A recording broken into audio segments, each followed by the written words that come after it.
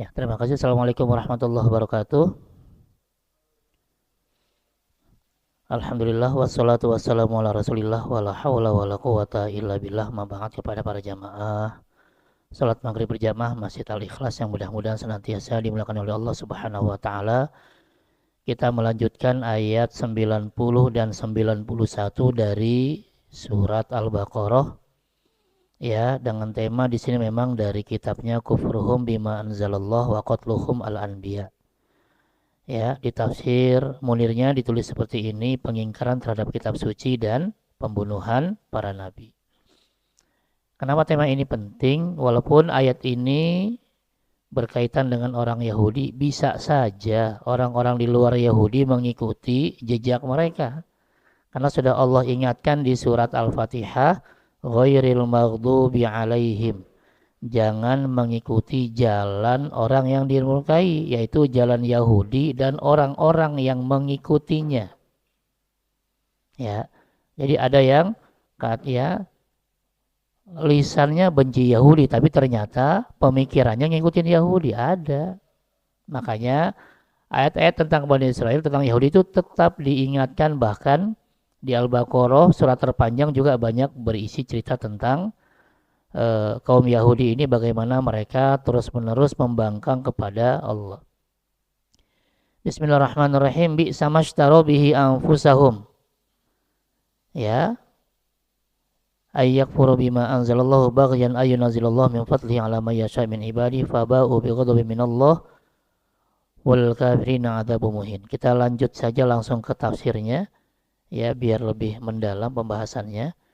Dikatakan di sini di penafsirannya, ya'lamul yahud al-mu'asirun lin nabi annahu an-nabi ya mubasyir bihi fit Taurah. Kaum Yahudi yang sezaman dengan Nabi Muhammad tahu bahwa beliau adalah nabi yang diprediksikan kedatangannya dalam Taurat. Sebagaimana firman Allah, Bismillahirrahmanirrahim, alladzina atainahumul kitab ya'rifunahu kama ya'rifuna abna'ahum. Ya, orang-orang yang telah Allah beri kitab Taurat dan Injil mengenal Nabi Muhammad seperti mengenal anak-anak mereka sendiri. Walakinnahum lam yu'minu hasadan wa baghyan, tapi kaum Yahudi sekali lagi tidak mau beriman kepada Nabi Muhammad. Kenapa? Hasadan wa baghyan, karena dengki nih. Makanya di surat An-Nas itu, di surat ya Al-Falaq, ya, wa min syarri hasidin idza hasad. Kita semua berlindung kepada Allah dari keburukan orang yang dengki ketika dia dengki. Karena dengki ini nggak ada obatnya, susah, kecuali diri sendiri. Ya, jadi walaupun kaum Yahudi tahu tentang kerasulan Muhammad, tapi mereka dengan tegas menolaknya karena dengki. Ya, sehingga fa'aqaballahu ala mauqifihim bidzamihim dzamman syadida. Maka Allah memberi celaan yang keras karena Yahudi menolak kerasulan Muhammad ini. Bi ikhtiyarihim al-kufra 'alal iman. Kaum Yahudi lebih memilih ingkar daripada beriman. Ya, wa badli anfusihim fi wa ka'annahum faqaduha kama yafqat al-bai' al-mabi. Wa kanat illatu kufrihim, kenapa orang Yahudi ingkar? Ya. Dijelaskan di sini di tafsirnya, mahdul inat alladhi huwa natijatul hasad. Penentangan, ya, kekufuran mereka itu akibat dari kedengkian tadi yang pertama. Ya, orang dengki aja kalau teman dekat bisa jadi musuh bebuyutan. Ya, padahal juga yang didengkiin bingung, kenapa saya salah apa ya? Kemudian yang kedua, wa khaufu diya'iz za'amah wal mal min aidihim. Orang Yahudi juga khawatir akan hilangnya jabatan dan harta.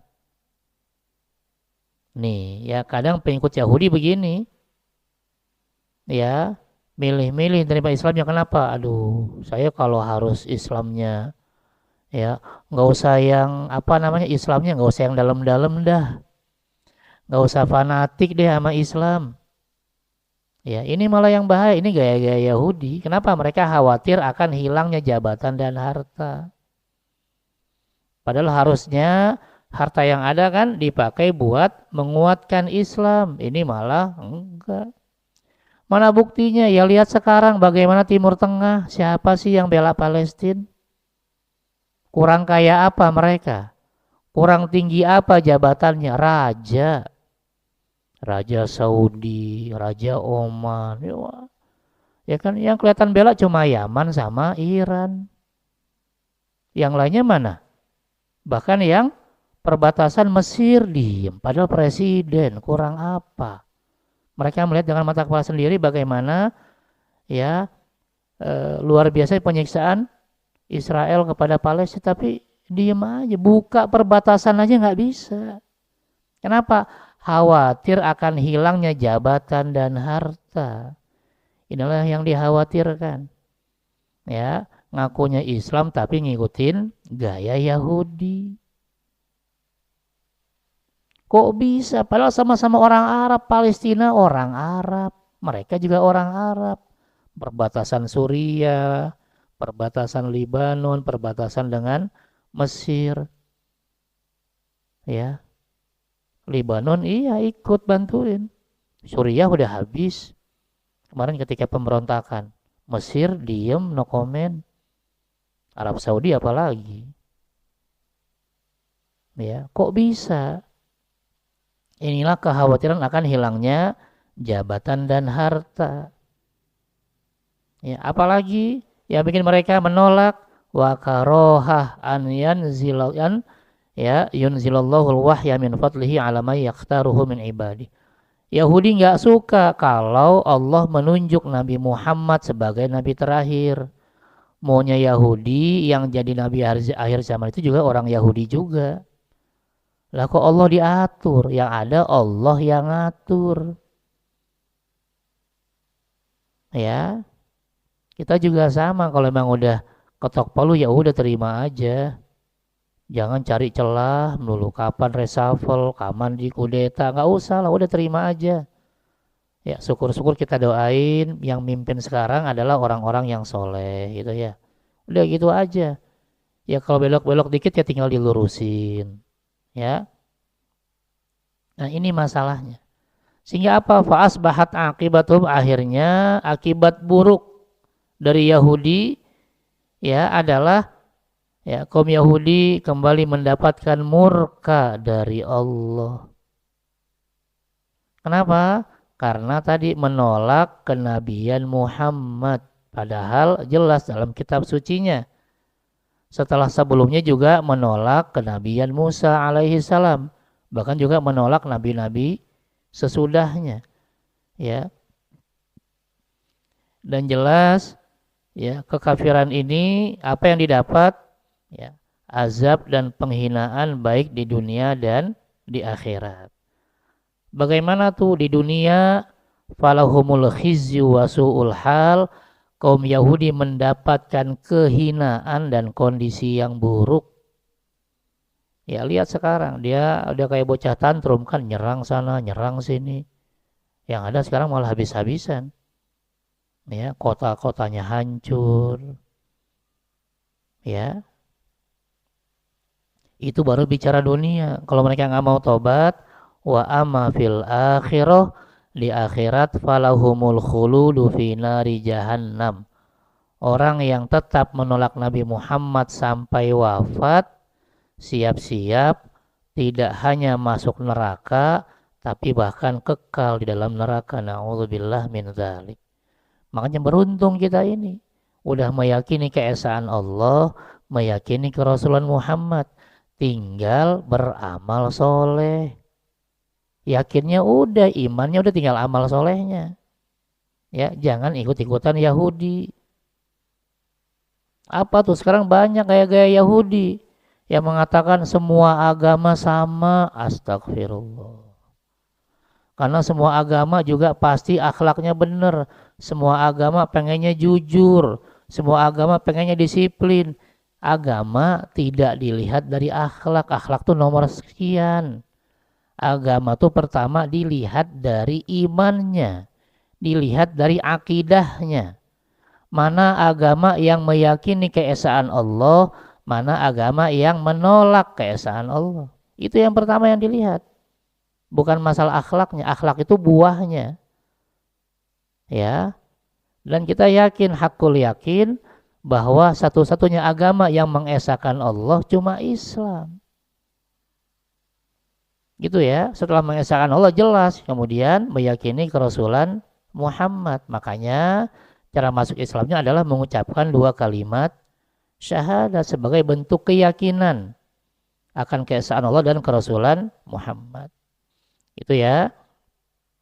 Kemudian ya, tetap Rasul dan para sahabat juga mengajak orang-orang Yahudi untuk beriman. Ya, terutama ketika Rasul dan para sahabat sudah hijrah ke Madinah, karena memang ya tempat tinggal Yahudi di Jazirah Arab itu ada 3 suku di dalam Madinah dan ada 1 suku di luar Madinah. Yang dalam Madinah dulu yang diajak nih, Bani Nadir, Bani Qainuqa, Bani Quraidah, mereka adalah suku-suku Yahudi yang ada di dalam Madinah dan menandatangani perjanjian Madinah. Yang di luar nanti ada suku Khaybar. Ya. Maka Rasul fokus dulu yang ke dalam Madinah nih. Setelah hijrah Rasul juga tawarkan mereka untuk menerima Islam, menerima Al-Qur'an. Ya, sehingga dikatakan di sini wa idz qala Nabi sallallahu alaihi wasallam wa ashabul yahudil Madinah, apabila Nabi Muhammad dan para sahabat ya berkata kepada kaum Yahudi yang tinggal di Madinah, aminu bil Qur'an, berimanlah pada Al-Qur'an alladzi anzalahullah, karena Al-Qur'an diturunkan oleh Allah Subhanahu wa taala. Qalu, lihat jawaban Yahudi Madinah, innama nu'minu billadzi unzila alaina fit Taurah, kami kaum Yahudi hanya beriman kepada Taurat. Ya. Wa nakfuru bima siwahu, selain kitab Taurat kami tolak. Ya. Itu alasan Yahudi kenapa enggak mau beriman pada Al-Quran, karena kami hanya beriman kepada Taurat. Maka selain kitab Taurat kami tolak. Ya. Padahal wahwal Quran alladzi ja'a musaddiqan laha, Quran itu datang untuk membenarkan Taurat. Wahwal haqqul ladzi la syakka fihi, Al-Quran merupakan kitab yang hak, yang tidak ada keraguan di dalamnya. Karena mereka tetap menolak Al-Quran dengan alasan kami hanya beriman pada Taurat, fayaruddullahu alaihim, maka Allah membantah mereka ya dengan menjelaskan innal Qur'ana huwal haq. Ketika kalian menolak Al-Quran itu salah besar, karena Al-Quran adalah kitab yang benar, kitab yang hak, min indillah, yang diturunkan oleh Allah Subhanahu wa taala, al-musaddiq lit Taurah allati ma'akum. Bahkan Al-Qur'an datang untuk membenarkan Taurat yang ada pada kaum Yahudi. Wa kilahuma min indillah, Taurat dan Quran dua-duanya berasal dari Allah. Kenapa Taurat kamu beriman, kenapa Quran enggak? Padahal dua-duanya berasal dari Allah. Maka dikatakan di sini, fa kaifa takfuruna bi ba'dil kitab wa tu'minuna bi ba'diha. Mengapa kaum Yahudi mengingkari salah satu kitab Quran dan mengimani kitab yang lain Taurat? Ya. Bal innakum lam tu'minu bit Taurah. Kata Allah, sebenarnya Yahudi bukan hanya menolak Al-Quran, Yahudi bahkan menolak kitab Taurat. Cuma di lisannya mengatakan kami beriman pada Taurat, tapi menolak selain Taurat. Padahal mah aslinya semua kitab Allah mereka tolak, termasuk Taurat. Ya, bal innakum lam tu'minu bit Taurah. Bahkan kalian kaum Yahudi sebenarnya tidak beriman kepada Taurat. Allati fiha tahrimul qatl. Kenapa? Karena dalam Taurat ada larangan membunuh, tahrimul qatl, haram melakukan pembunuhan. Tapi apa yang dilakukan oleh Yahudi, waqad qataltumul anbiya'a bighairi haqqin. Yang terjadi adalah Yahudi justru membunuh para nabi tanpa alasan yang benar. Di kitab Taurat ada larangan haram membunuh. Tapi perbuatan Yahudi membunuh para nabi. Makanya kata Allah, Yahudi tidak hanya menolak Quran, sebenarnya Yahudi juga menolak Taurat. Karena isi Taurat haram membunuh. Kenyataannya Yahudi malah membunuh nabi-nabinya. Berarti lisan mereka bohong. Kalau mereka betul-betul beriman pada Taurat, berarti mereka nggak boleh bunuh nabinya. Karena di Taurat dikatakan haram membunuh. Ya. Falima qataltumuhum, Allah tanya nih, mengapa Yahudi membunuh para nabi? In kuntum bit Taurati mu'minin, jika kalian Yahudi benar-benar beriman pada Taurat. Ya, jadi alasan mereka kami menolak Al-Quran kata Yahudi karena kami hanya beriman pada Taurat itu cuma di lisan. Karena aslinya perbuatan mereka juga menolak Taurat. Jadi mereka sama sekali menolak kitab-kitab yang diturunkan oleh Allah Subhanahu wa Ta'ala. Terus apa kaitannya pembunuhan Yahudi terhadap nabi-nabi sebelum Muhammad dengan Yahudi di masa Nabi Muhammad? Dijelaskan di sini, waqad nusibal qatlu ila mu'asiri an-nabi. Pembunuhan terhadap para nabi itu dinisbatkan kepada kaum Yahudi yang sezaman dengan Nabi Muhammad, padahal pembunuhan nabi itu kan nabi-nabi sebelum Nabi Muhammad, kayak Nabi Zakaria, Nabi Yahya, bahkan Nabi Isa dikejar-kejar mau disalib. Itu kan perbuatan Yahudi. Dan itu terjadi sebelum adanya Nabi Muhammad. Kok kenapa dinisbatkan kepada Yahudi di masa Nabi Muhammad? Dikatakan di sini, li'annahum kanu radina. Karena kaum Yahudi di masa Nabi Muhammad, mereka ridho dengan perbuatan Yahudi, ya, leluhur mereka. Mereka setuju. Walaupun bukan Yahudi di masa Nabi Muhammad yang membunuh nabi-nabi sebelumnya, tapi mereka setuju dengan pembunuhan nabi-nabi sebelum Nabi Muhammad. Karena setuju inilah mereka dianggap sama. Fa'aqarruhum 'alal qatli wa ghairi. Kaum Yahudi menyetujui pembunuhan itu dan kemaksiatan lainnya, tidak menganggap sebagai pelanggaran dan maksiat. Maka dikatakan di sini wa fa'ilul kufri wa mujizuhu sawa. Pelaku kekafiran dan orang yang membolehkan kekafiran adalah sama dosanya. Ya, Allah samakan, padahal Yahudi di masa Nabi Muhammad nggak membunuh para nabi. Yang membunuh para nabi adalah Yahudi sebelum masa Nabi Muhammad. Tapi karena Yahudi masa Nabi Muhammad setuju dengan perilaku, ya, leluhurnya, nenek moyangnya, maka dianggap sama. Ya, wa tabu'usu yantakil fi dzurriyyah. Watak buruk kaum Yahudi menurun pada anak cucunya, bahkan sampai sekarang. Ya, bagaimana mereka dengan nyamannya bisa membunuh lebih dari 10.000 anak-anak. Ya, Palestina, apa dosanya? Kok mereka bisa tenang? Kenapa? Ya karena nenek moyangnya, jangankan anak kecil, nabi yang jelas utusan Allah aja dikejar-kejar dibunuh. Apalagi yang bukan nabi. Ya, wa hum mutadhaminuna mutakafilun. Kaum Yahudi punya rasa solidaritas terhadap sesama Yahudi. Apa tuh? Saling menanggung dan menjamin. Ya, ketika Israel porak-poranda, nanti Yahudi yang di luar Israel akan bantu tuh. Amerika bantu, Inggris bantu, Prancis. Siapa yang bantu? Yahudinya. Ya. Kok mereka bisa sekuat itu bantunya? Sedangkan umat Islam yang katanya benar malah diem baik. Ya kalau orang sini ya, kenapa diem baik sih? Lihat Amerika bagaimana langsung mengejar Iran sekarang. Ya kan, kapal induknya langsung ke sana, berangkat ke sana. Padahal yang perang Israel sama Iran, kenapa Amerika ikut-ikutan?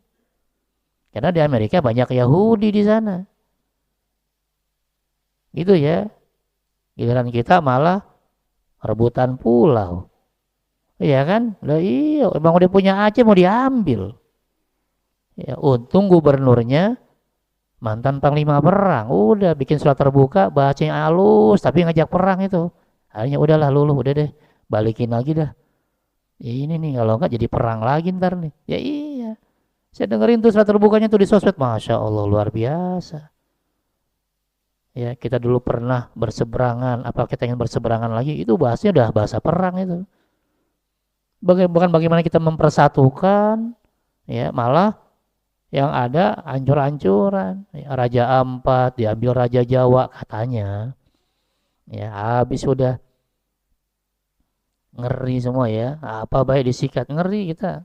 Yang kita takutin nanti terjadi perang ya rudalnya nyasar ke Indonesia kita nggak bisa nangkis pakai apa ya kan iya ya musirruna ala iqrari af'alis salaf Yahudi itu bersikeras untuk menyetujui perbuatan-perbuatan para leluhur mereka udah tahu perbuatan maksiat membunuh para nabi enggak bener kok kata Yahudi sekarang Yahudi zaman dulu itu mendustakan para nabi, nggak ada masalah emang bener yang salah nabinya. Yahudi zaman dulu menolak Taurat, emang bener sih Taurat yang salah. Oh bahaya ini.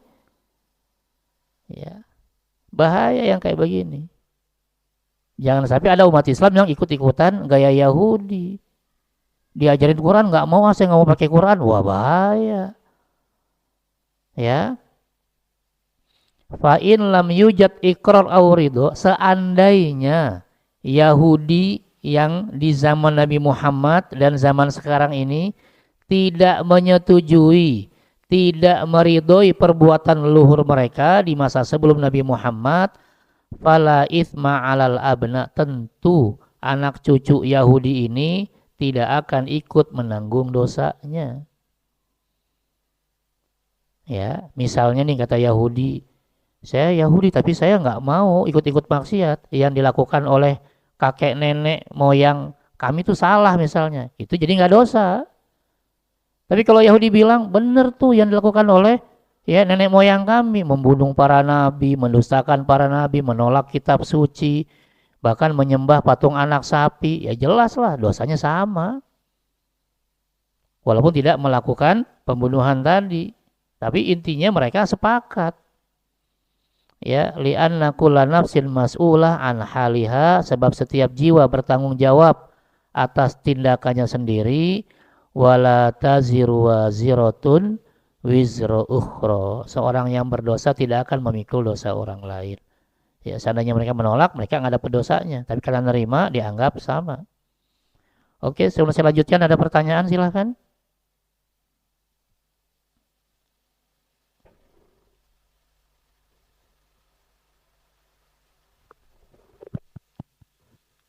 Oke, kita lanjut ya. Apa pelajaran yang bisa kita ambil di sini? Ya, di halaman 247 di kitab Tafsir Munir dikatakan laisa minal aqlis salim, bukan orang yang berakal sehat, bal wala minal maslahatil haqiqalil insan, bahkan bukan orang yang mendapatkan kebaikan an ya yu'thir alfani alal baqi, jika memilih yang rusak kemudian meninggalkan yang abadi. Ya, orang yang akalnya sehat nggak mungkin milih yang rusak, kemudian meninggalkan yang abadi. Maksudnya Allah mengingatkan di sini ada orang yang ngejar dunia tapi ninggalin akhirat. Ya, padahal senikmat-nikmatnya dunia cuma sementara. Sementara kenikmatan akhirat surga kenikmatan yang abadi. Nah, Yahudi ini adalah kaum yang mengejar kenikmatan dunia. Makanya buat mereka membunuh para nabi, ya bahkan menyembah selain Allah nggak ada masalah. Mereka nggak berpikir dengan kenikmatan abadi akhirat. Ya, wasyai'at tafi ar-rakhis 'alal ghali ats-tsamin. Ya, bukan orang yang berakal sehat kalau memilih yang sepele dan murah dengan meninggalkan sesuatu yang mahal dan berharga. Menolak kitab suci itu aneh karena mengejar dunia. Ya, habis kalau saya ngaji Pak Ustadz banyak larangannya. Mendingan saya nggak ngaji jadi nggak tahu larangan. Nah kalau saya ngaji ternyata selingkuh nggak boleh. Kan kalau saya nggak ngaji kan jadi nggak tahu. Saya selingkuh aja ya ini bahaya. Ya, saya kan nggak tahu ya. Waktu saya nggak ngaji saya nggak tahu Pak Ustadz kalau mabok haram, kalau judi haram. Gara-gara ngaji jadi tahu. Padahal tuh saya suka banget tuh Pak. Jangan. Walaupun itu hal-hal yang kelihatannya nyaman, menyenangkan, itu sifatnya sementara. Ya, buat apa nyari yang haram? Kalau memang ingin ya melakukan hubungan, ya nikah aja, selesai masalah. Ya, apalagi mau mabuk, ya nanti tunggu di akhirat. Allah siapkan bukan botol, sungai. Iya, bukan botol, bukan galon, bukan sungai yang Allah kasih. Jadi ngapain mengambil yang sepele dan meninggalkan yang berharga? Apa itu? Surga. Allah katakan nanti di surat 47 ayat 15. Ya. Kalau kita baca ini Masya Allah rugi banget orang-orang yang ya menolak surga. Karena demi kenikmatan sementara di dunia ini menghalalkan segala cara. Ya. Mathalul jannatil lati wa'idal muttaqun. Ya, dikatakan di situ mathalul jannatil lati wa'idal muttaqun, perumpamaan surga yang Allah janjikan untuk orang-orang yang bertakwa. Ini sambil terjemahnya aja ya. Fiha anharun min ma'in ghairi asinin. Lihat terjemahnya, perumpamaan taman surga yang dijanjikan kepada orang-orang yang bertakwa. Apa yang pertama? Di sana ada sungai yang airnya tidak payau. Airnya murni, bersih. Ya, ini yang pertama. Dan nggak satu, banyak sungainya. Yang kedua, kalau bosan dengan air yang biasa, ya, wa anharun min labanin lam yataghayyar ta'muh, sungai-sungai air susu yang tidak berubah rasanya. Ya, kita naruh susu, naruh pagi sore basi. Di surga nggak ada yang basi dan nggak di botol, nggak di kaleng, sungai. Ya, di sini kita boro-boro meminum susu, ingat anak katanya ya. Di sono berendam boleh. Mandi susu beneran. Bosan mandi susu, ada yang ketiga tuh. Wa anharun min khomrin. Sungai-sungai khomer. Madunya murni, bukan oplosan.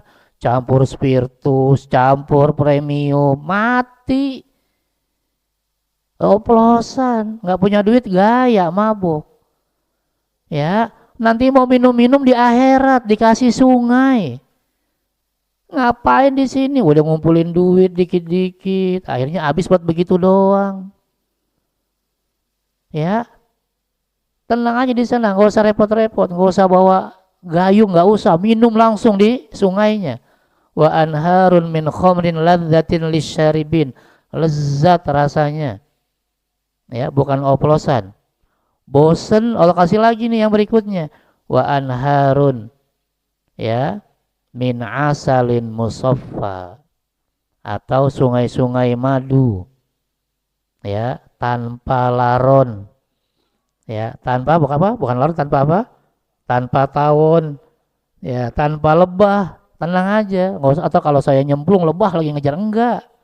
Ini murni nih madunya, tanpa lebah, aman.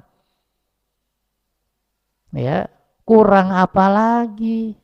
Jadi ngapain kata Allah tadi, ngapain memilih yang bakal rusak, ngapain memilih yang remeh temeh, ninggalin kenikmatan abadi. Ya, boleh mancing nggak Pak Ustadz? Boleh, silakan aja. Ada yang ikannya? Ya ada aja. Ya, karena kalau bicara surga, semua yang kita minta langsung ada. Ya, semua yang diminta langsung ada, nggak usah khawatir. Nanti ayatnya mengatakan begitu, wa ma tashtahihil anfus. Kalau udah masuk surga, yang kita mau langsung ada depan kita. Ya, cuma satu masalahnya, bisa masuk surga nggak? Bisa, ya kan? Makanya jangan malas ngaji. Ya, wa ma tashtahihil anfus. Nih ya, ini ayatnya nih. Jadi tenang aja. Ya, wa fiha ma tashtahil anfus wa taladzul a'yun.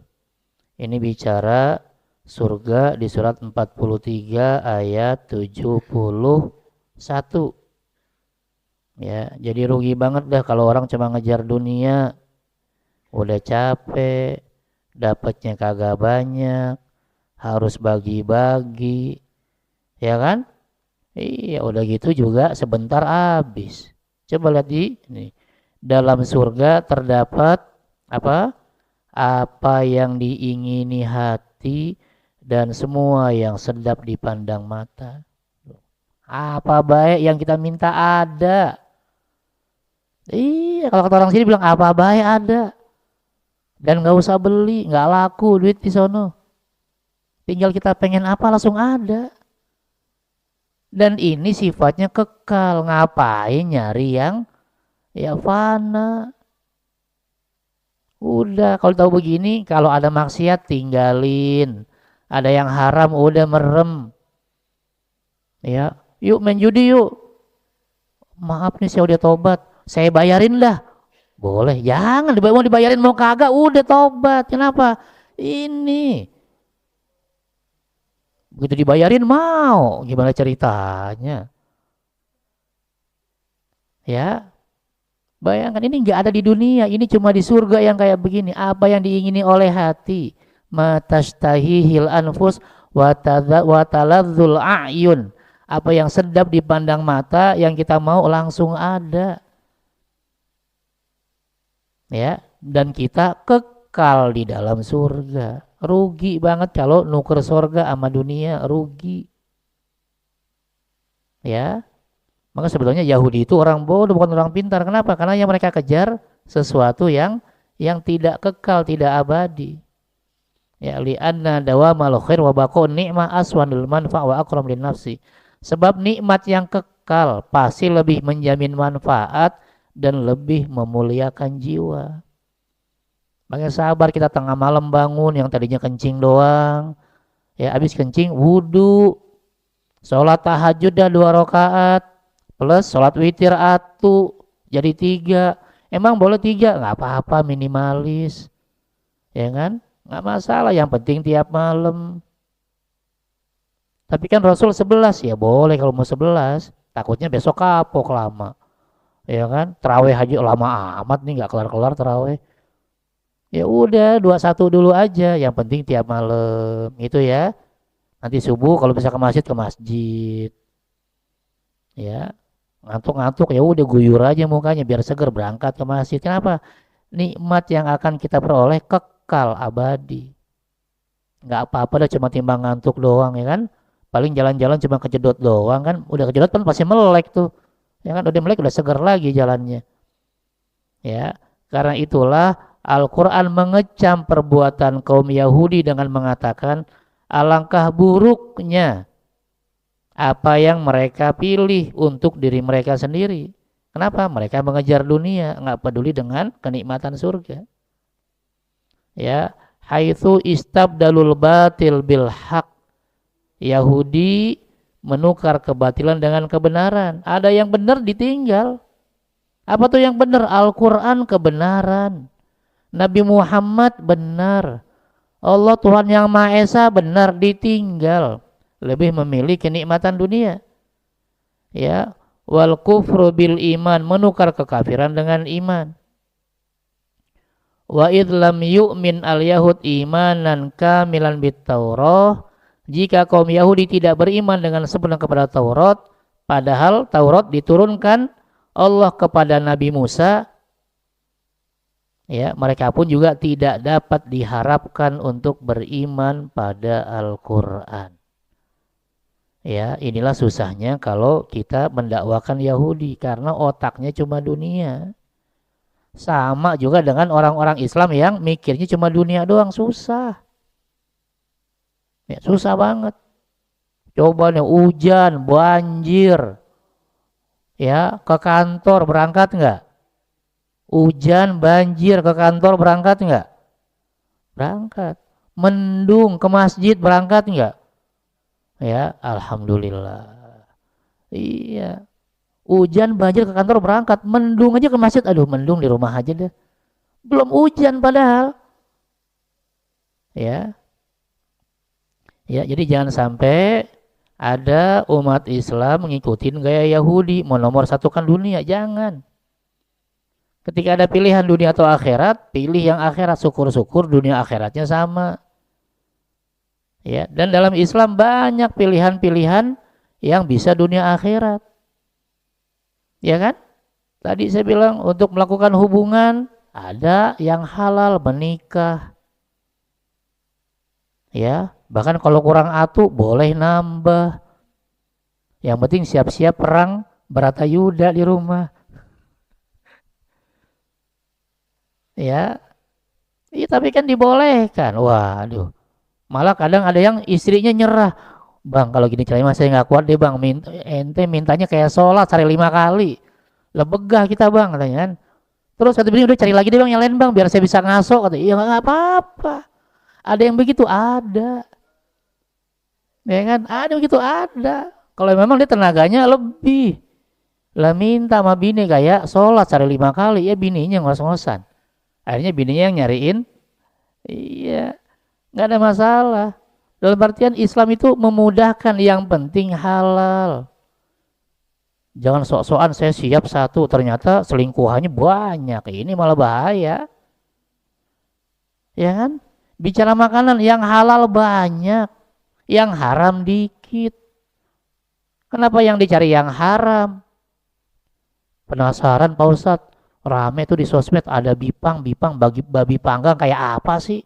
Lah ngapain penasaran? Kemarin kurban kita bisa makan ya kambing panggang, sapi panggang, ngapain mikirin babi panggang? Udah jelas-jelas haram. Minuman yang halal jauh lebih banyak. Ngapain nyari khamr? Ya. Jadi jangan berpikir wah saya harus nyobain yang haram, ngapain? Ya, yang kita pikirkan bagaimana kita mengerjakan yang wajib itu. 5 waktu jangan ditinggal, syukur-syukur bisa di masjid, bisa di musola, seandainya nggak bisa ya berjamaah di rumah atau di kantor. Yang nggak bisa juga ya udah sholat sendirian. Ya, ya kalau kagak bisa bener disolatin udah, bagaimana lagi, kan kebangetan. Iya, iya makanya nih kita nih kalau punya anak bilang sama anak. Iya, ajarin tuh anak sejak 7 tahun kan gitu kata Nabi kan, ajarkan anak mau sholat ketika 7 tahun. 10 tahun nggak mau sholat, pukul. Anak saya 10 tahun tuh bilang, Bi, nih Alia 10 tahun nih Bi. Apa hadiahnya Bi? Saya bacain hadis tadi. Nyesel gua katanya. Tau gini gua gagal ngomong. Berarti ya kalau nggak sholat Abi pukul, kata Nabi begini. Waduh katanya. Bukan dapat hadiah, dapat pukulan. Ya salah sendiri. Sekarang mah kagak ya, nah, kirim ke barak sekarang udah lebih aman ya. Iya. Itu kan juga sama, kirim ke barak kan sama dengan bahasa bahwa kita menekan anak dalam artian ya kita bikin mereka mau disiplin dalam sholat. Makanya hadis tadi dijadikan kias oleh Imam Syafi'i. Kata Imam Syafi'i, Nabi mengatakan ajarkan anakmu sholat ketika 7 tahun, sama berarti ajarkan anakmu puasa ketika 7 tahun. Mengkiaskan, menganalogikan. Lalu kata Imam Syafi'i, Nabi bilang, pukul anakmu kalau 10 tahun belum sholat, maka kata Imam Syafi'i boleh mukul anak kalau 10 tahun tuh anak nggak mau puasa. Ya, karena kan sholat dengan puasa sama-sama rukun Islam. Ya, sama-sama ibadah. Gitu ya, jangan sampai ada orang semangat sholat kagak puasa. Apalagi semangatnya taraweh, semangat taraweh. Puasa Ramadan kagak, lebih bingung ini. Lah taraweh sunnah, Ramadan wajib, malah terbalik. Sunnah yang semangat, wajibnya kagak. Salah. Ya, ada pertanyaan silakan. Ya, kita lanjut ya. Kalau tidak ada, wa inna istimrarahum fi tariqil kufri qadiman wa haditsan. Kesinambungan kaum Yahudi di jalan kekafiran dulu maupun sekarang bi ibadatihim al-ijl. Ya, dengan mereka menyembah patung anak sapi. Wa inat Musa wa kufrihim, menyusahkan Nabi Musa, ya, ingkar kepadanya, takdzibihim Muhammadan sallallahu alaihi wasallam, Yahudi juga mendustakan Nabi Muhammad, wa kufruhum bil Quran, ingkar pada Quran. Ya, yubawiuhum al-adzabal muhin, maka kaum Yahudi pantas mendapatkan azab yang menghinakan. Ya, apa itu? Siap-siap al-khuludud daim fi nari jahannam. Yahudi yang tadi menolak Nabi Muhammad, menolak Al-Quran, menolak mengesahkan Allah, siap-siap tidak hanya masuk neraka tapi kekal di dalam neraka. Tapi kalau yang nerima tapi masih maksiat dikit-dikit, apa tuh? STMJ Pak Ustadz, sholat terus maksiat jalan itu ya. Amma ta'dzibu usatil mu'minin finnar fahuwa mu'akkad. Adapun orang yang beriman, orang yang dalam dadanya masih la ilaha illallah Muhammadur Rasulullah, tapi masih berbuat maksiat, namanya kita bukan nabi. Kalau nabi pasti nggak mungkin berbuat dosa. Kalau bukan nabi ya kadang-kadang ada. Ya, maka maksiat yang diperbuat kalau nggak dihapus, kalau nggak tobat, kalau nggak dapat syafaat, ya siap-siap mampir ke neraka. Ya, umat Islam tuh cuma mampir ke neraka, bukan kekal. Itu pun kalau masih ada dosa, itu pun kalau dosanya ya nggak dihapus, nggak dapat syafaat. Ya, tinggal hitung aja mau berapa hari, karena di neraka itu seharinya cuma 1000 tahun. Nggak lama ya? Lama nggak? Enggak, nggak lama. Tapi saya nggak mau ikut. Jangan ngajak-ngajak saya.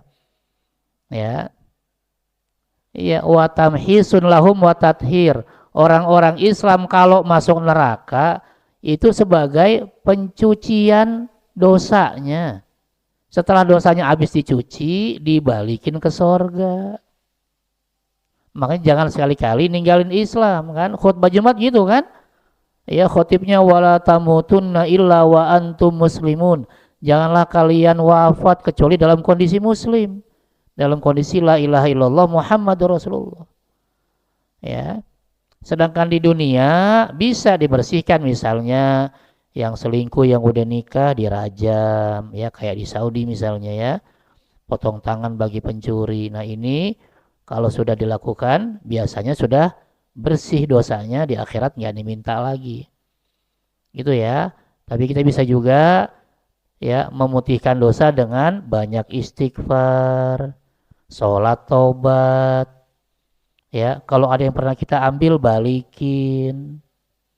Ya, jangan masuk masjid nyeker, pulang pakai sepatu, balikin. Ya, cakep nih sepatu sampai jebol masih dipakai aja, balikin kalau kita tobat. Termasuk kita juga banyak ya membaca sholawat Nabi biar Nabi kenal sama kita. Kalau Nabi udah kenal sama kita, dapat syafaat Nabi, bisa diputihkan dosa kita. Apalagi kita dekat sama Quran, bersahabat sama Quran, tiap hari dibaca, didengerin, diamalkan. Kalau kita dekat sama Quran, juga di akhirat Quran akan ngasih syafaat pertolongan. Tuh banyak caranya.